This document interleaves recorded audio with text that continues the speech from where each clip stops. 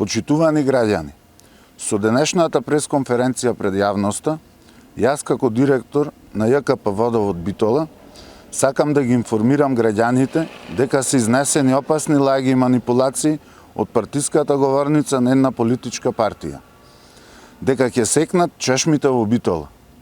И сакам јавно да побарам од советничката на СДСМ Мирјана Захариевска-Ралевска да им се извини на битолчани и одговорно тврдам дека во ниту еден момент водоснабдувањето на Битола не е и нема да биде доведено во прашање.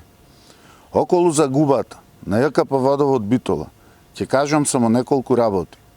Вкупните приходи за 2024 година се околу 284 милиони денари.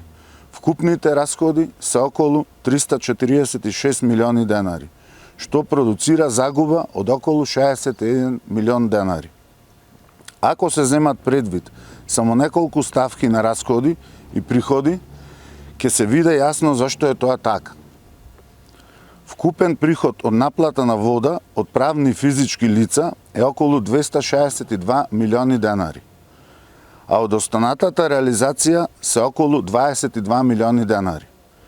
А додека расходите по само три основи и тоа електрична енергија околу 43 милиони денари и сирова вода кон Стражево заради сушата минатото лето околу 50 милиони денари. И трошоци за плати за вработените 148 милиони денари, што дава вкупен расход кога се додава и данок на додадена вредност, по само три ставки е повеќе од 280 милиони денари. Ова покажува дека целокупниот приход при висока наплата на сметки од околу 95% е близко вкупниот расход за само од овие три ставки. Само за илустрација би кажал уште две споредби и тоа. Во 2021 година во ЈКП Водовод имаше вкупно 227 вработени и трошокот за плата изнесуваше околу 107 милиони денари.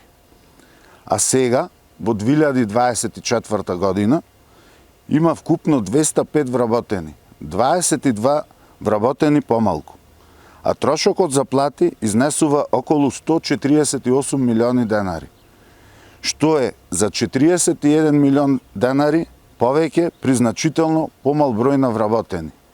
Во текот на 2021 година Водовод влезе во непотребна инвестиција за нова управна зграда, за која што се потрошени повеќе од 60 милиони денари, колку што изнесува сегашната загуба на ЈКП Водовод Битола.